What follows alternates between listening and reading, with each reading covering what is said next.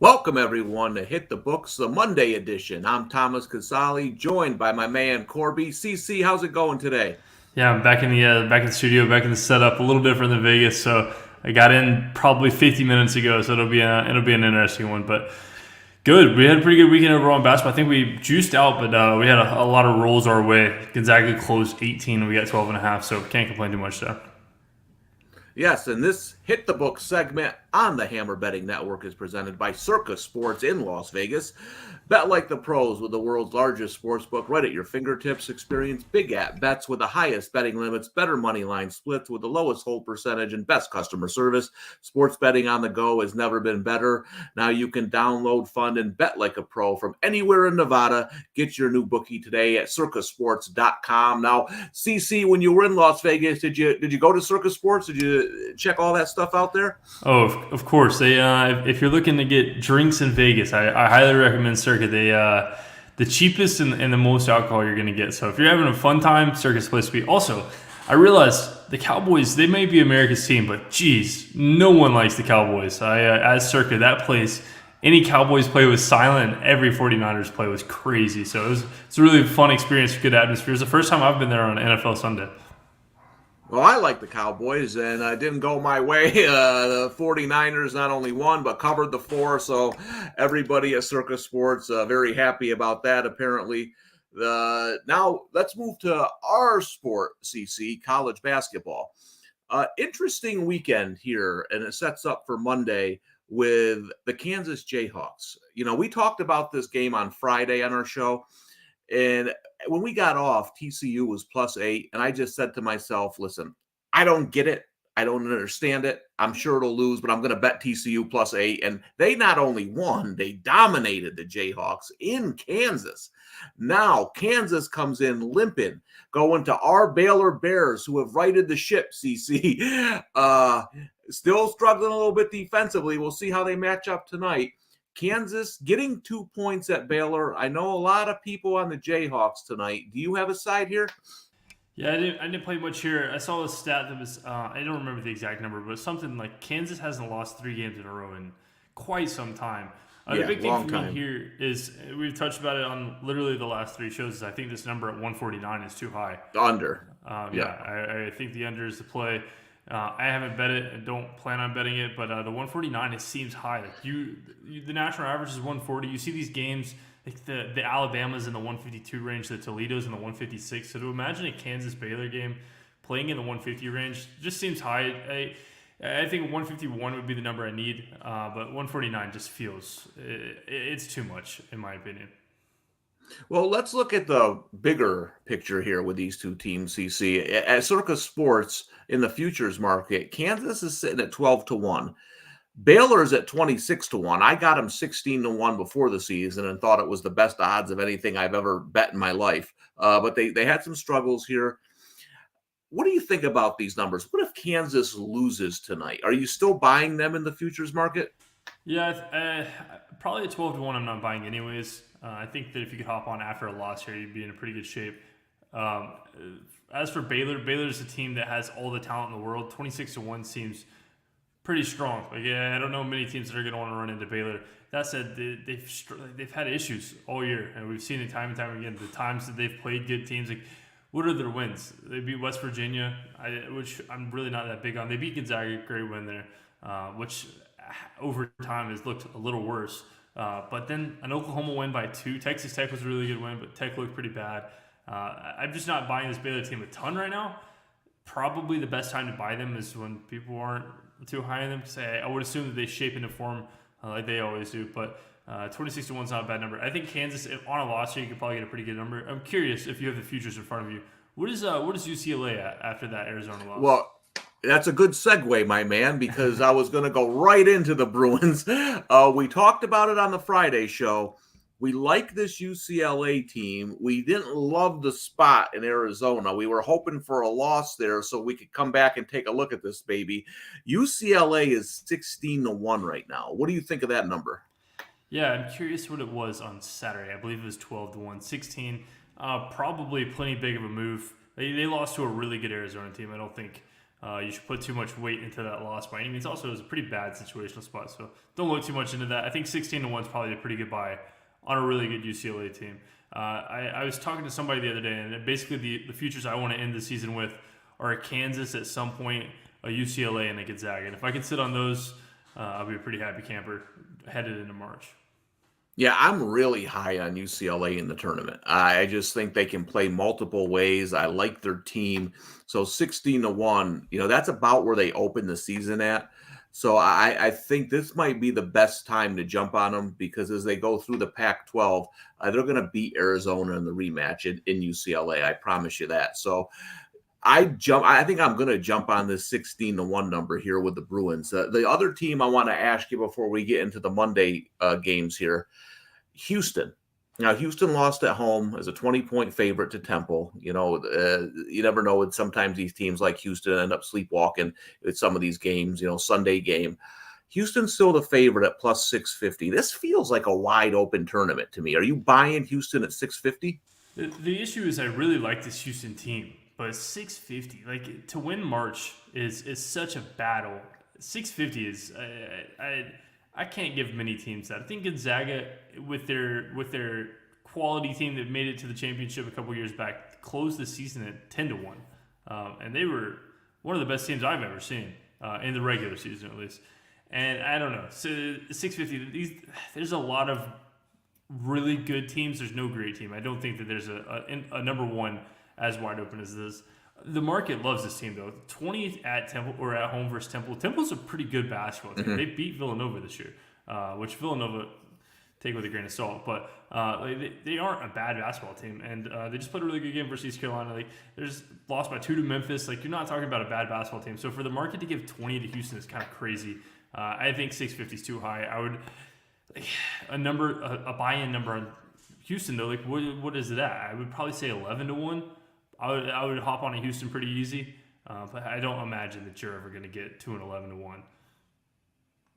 Yeah, and I agree with you 100%. Like, if I had to pick like 2 teams right now, I think if you said gun to your head, I like Houston and UCLA. I think are teams that can really make runs to the national championship. But as you pointed out, this thing's wide open and plus 650. No, I can't jump on that number with Houston. And again, I'm sure CC, that betting is not about just betting teams. It's about betting the right number. And you said 11-1, 12-1. Then it's time to jump on the Cougars. Yeah, for sure. At 11-1, your Houston is most likely in every case the best team in the nation, but it's not as wide open as it looks. I will say, and I think it's funny that neither of us have brought this team up, but I cannot get behind this Tennessee train. They're rated second in KenPom, and I don't like them at all. I don't think they're a good basketball team. Like, I mean, they're good, obviously, but top 5, I don't give them top 5. I think they struggle versus Purdue heavily, and I just don't know where scoring comes from. They have really good defense, but I don't know where scoring comes when they need scorers. So interesting to note that we have not talked about Tennessee one time, and I don't plan on it.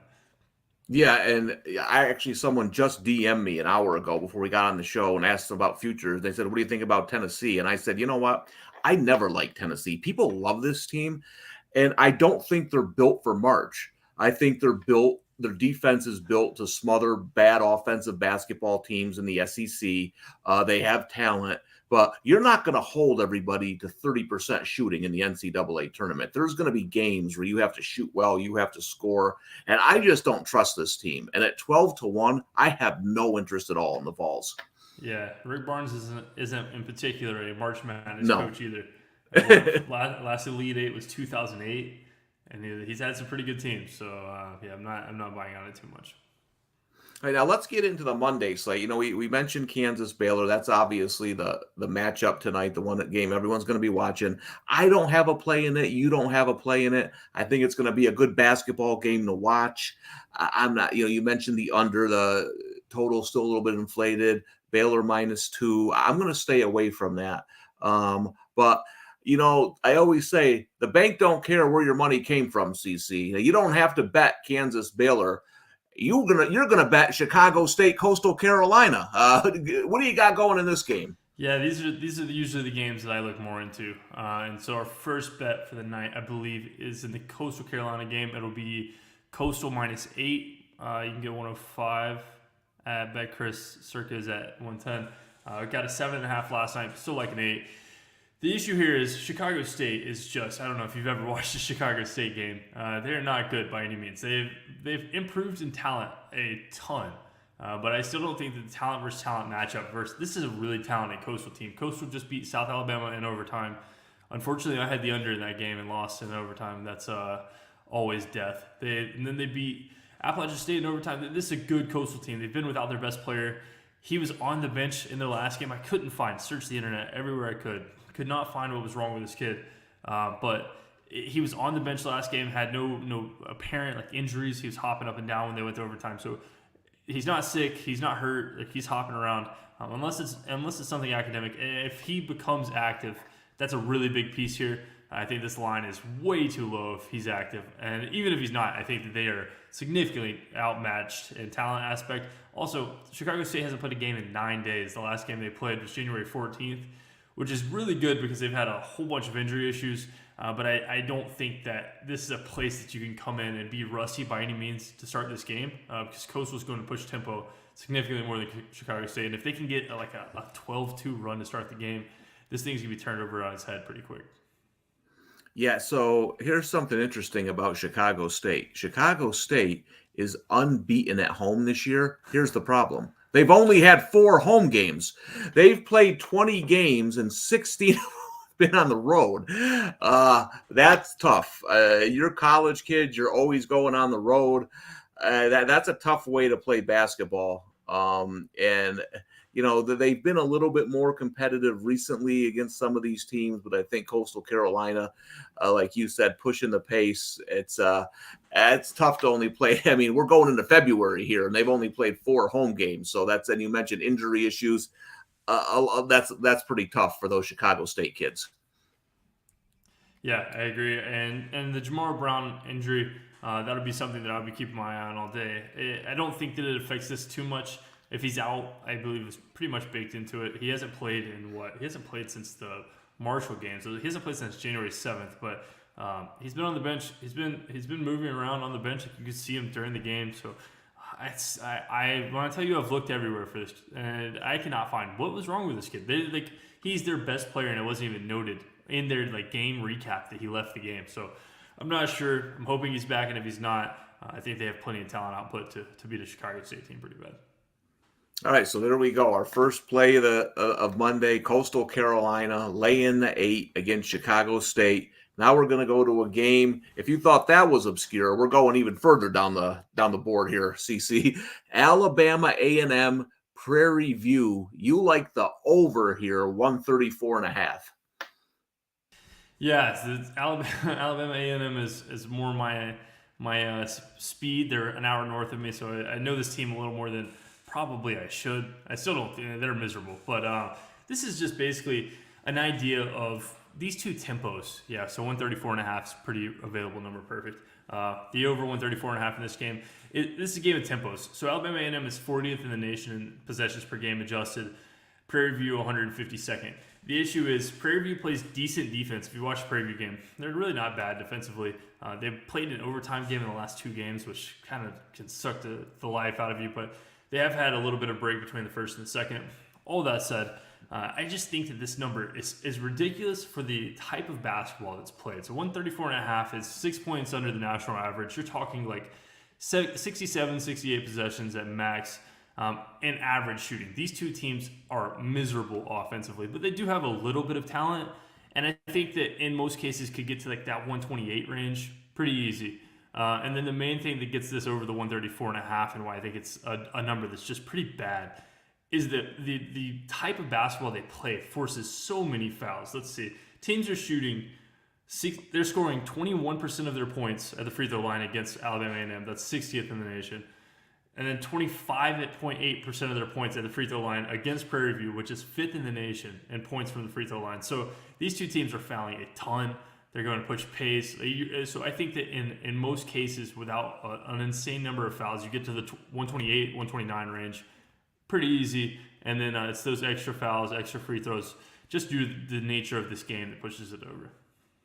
Yeah, and that's an interesting angle because that's something I look at a lot when I'm breaking down games. Is if a team fouls a lot and a team gets to the free throw line. Is this a metric that you often look at when dissecting games? Yeah, it adjusts for a plethora. Geez, it's been a long day of teams because you can see different aspects from it. So like. In some cases, fouling is bad because it slows down. It allows the team to get set in the half court. So an example is Sunday, I bet, the St. Peter's game, St. Peter's Niagara. And if you look at St. Peter's tempo, they're like probably 300th in tempo. I don't have the number in front of me, but it's due to the fact that they foul a ton. So their natural tempo, they're pretty fast in transition. They play pretty fast basketball, but they foul so much that the half court setting is so much that their tempo rating looks really low. They don't want to play slow. They play they full court press the whole game. They're not the 300th slowest team in the nation, but they don't know how to play defense, so they foul. And that half court setting is going to force you to become a slower basketball team, which is not what they want to do, and opens up a lot of value on overs in the St. Peter's aspect. The only issue is they suck. I don't know if you've watched the St. Peter's game. Yeah, they cannot shoot the ball to save their life. So you're playing with fire, but the tempo there, I believe, is way wrong. I think they're more in like the low 200s range of tempo overall. Yeah, I'm in Siena territory, so I follow that conference closely. Man, I don't have the stats in front of me, but if you blindly bet underdogs in the MAC conference, you probably retired living on a beach somewhere. The underdogs are great in that conference. Yeah, I can pull up that stat if we can pause for a second. But so we got our 2 plays here. We got Coastal Carolina -8. We got the over in the Alabama A&M game at 134.5. Those are our 2 official plays. There's another game on the board, though, CC, that's pretty interesting. Virginia Tech and Duke. Virginia Tech is laying 2 points to the Blue Devils. That's really got to tell you what the market thinks of the Blue Devils these days, because I mean, getting Duke as an underdog just doesn't happen that often in the Coach K era. Duke, it's a team I don't love. They ended up beating Miami at home by 2. They didn't cover that game last time out. They lost to Clemson away. They haven't been good on the road. But then you look at this Virginia Tech team.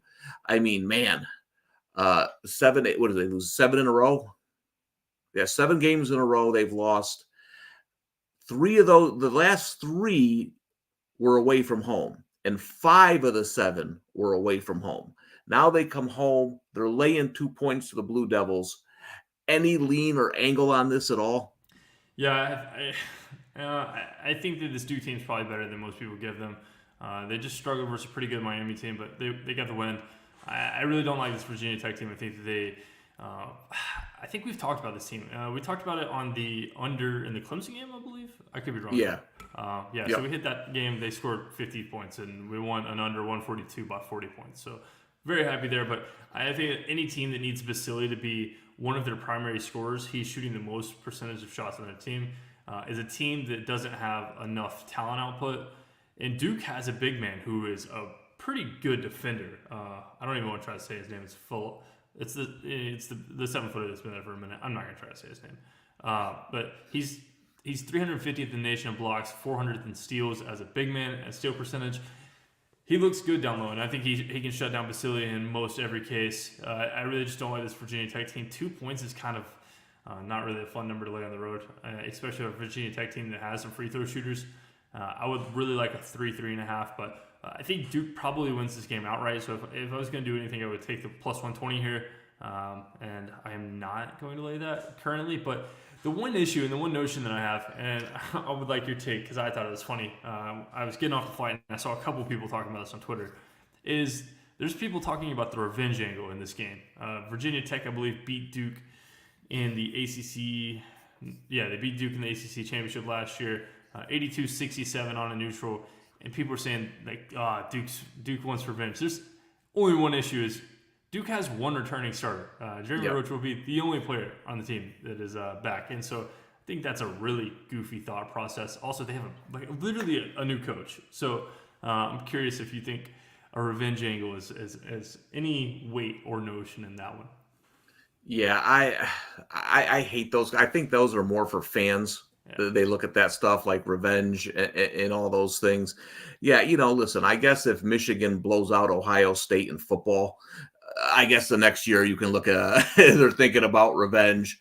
I just think it's really random. I'll give you a perfect example in the NFL.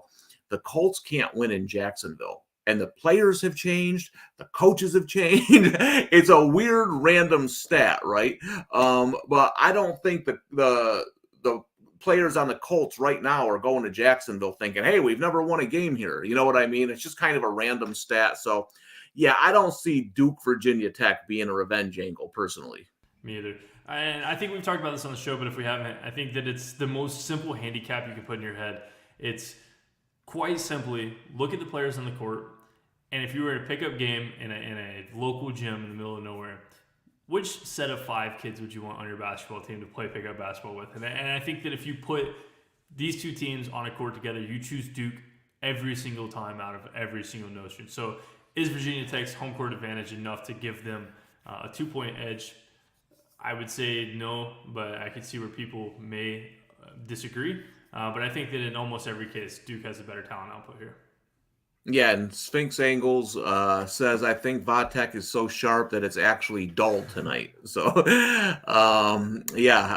that's probably going to be the sharp play. The sharps aren't on Duke too often. I know the public is, but it's a weird one. It's one of those lines that kind of make you, I think the smart bettors will be on Vatek. The public will be more on Duke. I don't think that decides games. That's just the facts. But let's get into some games this week, CC. I know you got some you want to talk about. I got one I want to talk about. But just going to Tuesday here, an interesting game in the ACC. North Carolina is laying 3 to my Syracuse Orange. I know when Roy Williams there, North Carolina was Syracuse kryptonite. No team I've really ever seen played that 2-3 zone better. They get the ball in the paint to the big guys.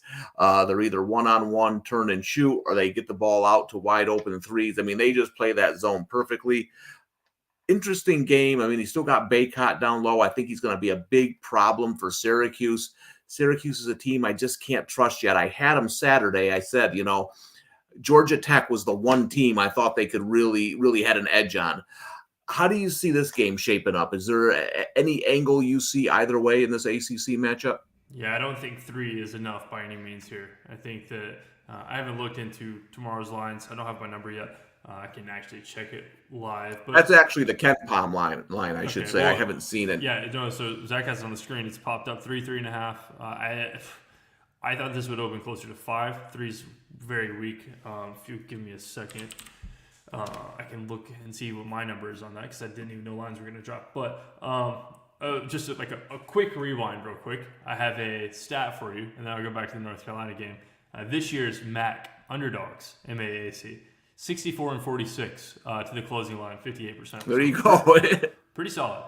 Sorry, I had that pulled up. I had to toss it in there somewhere. But yeah, this North Carolina team, I'm just not buying the idea that Syracuse can guard these bigs. The issue is if North Carolina has to shoot the deep ball, they really can't. They're 283rd in three-point percentage, but I don't think that Syracuse has the physical bodies to really force them to shoot the 3-ball. Also, who's going to score for Syracuse? Like, is it going to have to be Girard versus what? He'll be guarded by not league. He'll be guarded by R.J. Davis. So can Gerard drop enough points to handle this North Carolina team by himself if R.J. Davis is on him? I don't think so. Armando Bacot's going to guard the bigs. Jesse Edwards has played very well, but I just don't see. There's no real they can switch off of him. They have plenty of size, and I don't know where Syracuse gets enough points here. Yeah, I agree. I think there's teams Syracuse zone can still bother. I don't think North Carolina's one of them. The Tar Heels, they had that tough stretch there for a while. They've actually been playing pretty good. Like their one loss is to Virginia, and that's a game where Bacot got hurt and had to leave. They were actually winning that game until he left. So not saying they would have definitely won, but they were in the lead when he went out of the game with an injury. So North Carolina playing better. I thought they had a nice win at home against NC State, a dangerous NC State team. So I lean that way as well. Another game, I want to get your thoughts on the game and just in the futures market in general, is this Kansas State-Iowa State game. Two of the big surprises in college basketball this year. It's around 5 points. Iowa State favored at home. Kansas State went on the road to TCU and got handled. Do you see anything here? Just go back real quick, Tom. I apologize. I keep doing this. I went and checked That's the okay. numbers. I have this North Carolina at 6.5. So if you like this, if you like a hard 3, we could bet it on the show because it is available currently. Let's go -3. Yeah. So I would agree. North Carolina -3 for the show. There's some 3.5. So I would imagine this moves to 3.5 real quick. But perfect. Yeah, I don't think a hard 3 is going to be there very long. So I figured we'd backtrack, grab that real quick. But then no doubt about it. Okay, so you said the Iowa State game? Yeah, Iowa State, Kansas State, two of the surprise teams in college basketball this year. Both, if you look at bracketologies, rated pretty highly if the tournament started today. Just your thoughts on the game, then we'll kind of get in the futures market with both of these teams because I think the prices are interesting. Yeah, so this weekend was one of the more infuriating betting weekends for me. And it was due to games like this Iowa State team. I bet the over in the Iowa State-Oklahoma State game, over 123.5, I believe. And they scored 120. Iowa State had 2 7-minute droughts of scoring, and they didn't cover by 3 points. So it comes down to Iowa State's defense is pretty good. They looked pretty good. I still wasn't blown away. I think this Oklahoma State team just really sucks. I don't think Oklahoma State is good at all. But Iowa State doesn't have offense. Their defense is up there, but they're rated 7th. I don't give them 7th. I give them probably 15th. And their offense is probably 100th. I think that if Caleb Grill has to be a scorer on your team, you're in trouble. Kansas State, on the other hand, we've talked about a million times. They have the kids. They have the momentum. They have the output. The kid. I hate using the word momentum, but if you're shooting a basketball, there is such thing as momentum. I don't believe it's real in games or like wins and losses, but if a basketball is coming off your fingertips correctly, if you've played enough basketball, there's momentum in your shot. And they're feeling it. I don't want to get in their way by any means. They lost a TCU game, but they just beat Kansas and Texas Tech. So they've plenty proven themselves at this point at 17-2 that they have the hot hand. And I think that they probably hand Iowa State a loss, and I believe they're an underdog here. About 5 points underdog on the road. I would look at Kansas State as a very live dog in that one at, 175? Yeah, I think Kansas State is the better team here. Going back to the easy handicap of which one would you rather have on the floor, I'm taking Kansas State's 5 100% every single time at a pickup basketball game. But Iowa State has a good home court advantage, so maybe that's where the 5 is coming. I would not have made this 5. Yeah, their home court is 16th in the nation per KenPom. 4 points is – I just struggle to give 4 points of home court to basically anywhere in the country that's not – Cameron, or maybe if they have the AC turned off. That's basically it. Yeah, and in the futures market, I think it's interesting because Iowa State is sitting there at circa 23-1, and Kansas State's 50-1. Personally, I'd rather have a Kansas State ticket heading into March. I like this team. I know Iowa State's well coached. They play hard. They got a great defense. But like you said, offensively concerns me when we get into March. When you look at those two teams, I think the Iowa State being 23-1 right now is a little bit overvalued. Is that a 60-1 at Caesars? Yeah, I think 60-1 for Kansas State is pretty ridiculous. They're 33rd in the nation in offense and defense adjusted. They've shown that they have scorers. I agree. I think that the type of basketball that Iowa State plays, we've seen time and time again, just doesn't play well in March. Like we saw a Yep. really talented Virginia team lose in March to UMBC. And it's just this type of basketball. Like if a team is hitting shots, it doesn't matter how good your defense is. If they're hitting shots from the volleyball line, then you're not going to be able to guard them. It's like how Temple beat Houston on Saturday. Like these things can happen when you're scoring 52 points. And I wouldn't ever feel good with an Iowa State ticket. But 60-1 on Kansas State. Is Kansas State going to win it? No, but I think that's a pretty good number right there. Especially, they're 17-2. Is that the highest odds for a 17-2 team? It has to be. Yeah, and that it's weird because they've beaten good teams. I guess there's just not a belief in them in the market yet. I'm looking here. Ohio State 70-1, Illinois 70-1. Yeah, then you're getting like Rutgers, teams like that. Indiana, Providence is 74-1, but nobody ever likes Providence. So yeah, I mean they're getting pretty good odds there. TCU's 47-1 at Circa. So those two teams are kind of in the same boat. While Creighton, a team I got at 100-1, has had some troubles this year, and they're still sitting at 40-1. So Yeah. I think it's how the market views the teams. I think that in the futures market pickups, just to have some more, I think that we can pick up Kansas State. Looks like probably February 8th or our Friday show. It would be February 10th. They play Florida, Kansas, Texas, TCU in that range. And I imagine if they lose two of those games, we probably can get a decently better number. But 60-1 is a one hell of a number right there. I would agree that is sitting on some value overall. All right. Well, three more games I want to get your opinion on. We'll go to Wednesday, right? It's my Samford Bulldogs. I bet Samford before the season to win the SoCon. I thought they could be a dangerous, lower seed in March. They had some injuries. They went through a rough patch there, but they're back on track. They're unbeaten in conference play. Just got Quez Glover back last game, so they're at full strength again. They go to Furman.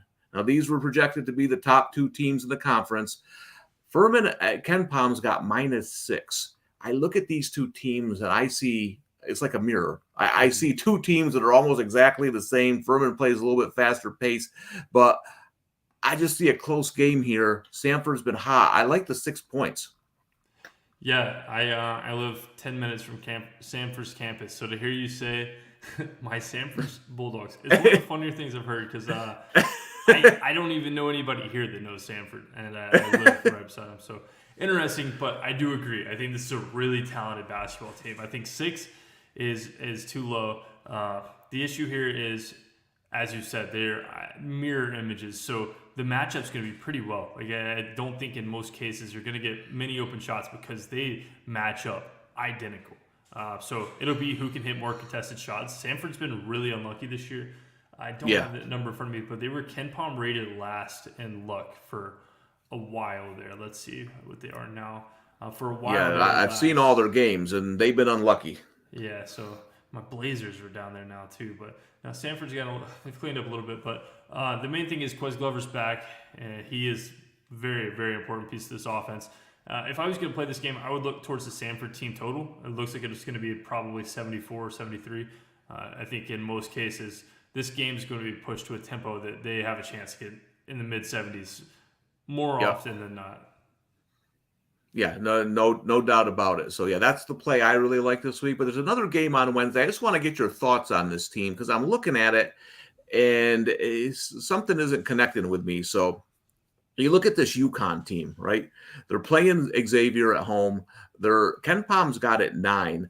UConn has been struggling recently. They're 2-5 in their last 7. Then you go to the futures market, and there's UConn at plus 1,500 still. What do you make of this team? Do you just look at their losses and say the team itself is still there to make a run in March? And what do you think of them laying 9 to Xavier? Yeah, I think this. I believe we talked about it on last Mondays, but I think this team just fell to fame way too fast. They were number 27 in November, and then they were number 1 in the nation for Ken Palm just 30 days later. So too much love way too quick for really not doing anything. They beat an Alabama team. That's basically it. They smashed this Alabama team, but I really don't love Alabama either. So I don't think that that's worthy of 27 points, basically. in the power ratings. So they were due for some losses. There were some pretty bad losses. They've lost, 5 of their last 7. So understandable the trust issues there, but I still think this Connecticut team is probably top 10, top 15, but I don't think that they were ever number 1, number 2, number 3. We just saw a rise to fame way too fast. The issue with this number is it feels just like the TCU game that we talked about versus Kansas. Like 9 feels like you have to bet. You have to take the 9 every single day of the week. Like that is too many points versus Xavier team with a great coach who's played lights out basically all year at this point. They lost by 4 to Gonzaga. They 7 to Duke, 2 to Indiana, and then they lost the DePaul game, which was kind of weird. But 9 seems crazy, but at the same time, it seems like a game that's just lying to the fact that UConn could come out and beat them by 20. It's one that I will be laying off of, and I'm sure the 9 is at play for the entire game. Yeah, and one of the things, basketball doesn't work this way, but they've played recently. They played on December 31st, and Xavier won by 10. So now at home, now you're looking at a 19-point difference. That seems like a lot to me in this game. I think they're pretty evenly matched. Again, UConn's at home. When they're on, they're tough to beat, but I'd have to lean taking the 9 right now as we head into the week here. Now we can't close the show, CC, without you talking about the UAB Blazers. Coming off another tough loss to North Texas. Thursday, they got Louisiana Tech coming to UAB. Ken Pom makes this line 10. How do you see this one? I hate that number. I don't know what I'm trying to say, but basically in short, I told Tom to talk about this team, and then I looked at the numbers after, and I saw that it was 10, and sheesh, I was hoping this was 5.5. 10 is tough. I don't know if this UAB team is good enough to cover 10. Jelly's going to be back. I said that last time. I have no clue how that information was wrong. He worked out twice before the game in North Texas. I saw videos of him shooting, and he didn't play. So interesting, they were lost without him. I think on the show we said if Jelly's out, North Texas is the side, and I was wrong on the information. I bet UAB's team total over, thinking that Jelly would be back, and he wasn't. So interesting, but if he's not back for this Louisiana Tech game, by all means, roast me, because I've watched this kid work out in the last 2 days. So it will be interesting. But no, I don't know if I could lay 10 by any means. I think this UAB team's interesting. They want to run pace. They want to cover these big numbers. But Louisiana Tech's a good basketball team. The issue for UAB, and the reason I wanted to bring them up, is I think that we're about to see potentially a pretty big slump. They play Louisiana Tech. I don't think they cover spread. They're going to play Rice on the road. Rice is a really good basketball team. Then they get Florida Atlantic, another really good basketball team. And then maybe the hope is possibly this February 4th game versus Florida International. We can get a better number that's lined currently at 15 by Ken Pom. If this can get down to 10, I think the UAB at home runs through Florida International. Just pace of play, they play similar, and the talent level is not even close. So as much as it burns me to say, and I hate to say it, I hope UAB loses a couple games here in the near future, so that we can pick up on them in the coming months, especially the Florida International, the Middle Tennessees, the UTEPs. I wouldn't touch them versus teams like North Texas. I think that this conference is really balanced overall. Yeah, and listen, they're 1-5 in their last 6 games. Now Jelly hasn't been there for the last couple, but you look at these games, right? They lost by 2 to Florida Atlantic. They lost in overtime by 3 to FIU, 90-87. You talked about the pace there. They lost by 2 to Western Kentucky. Then they beat Louisiana Tech, lost by 1 to Middle Tennessee, and then lost to a very good North Texas team without Jelly.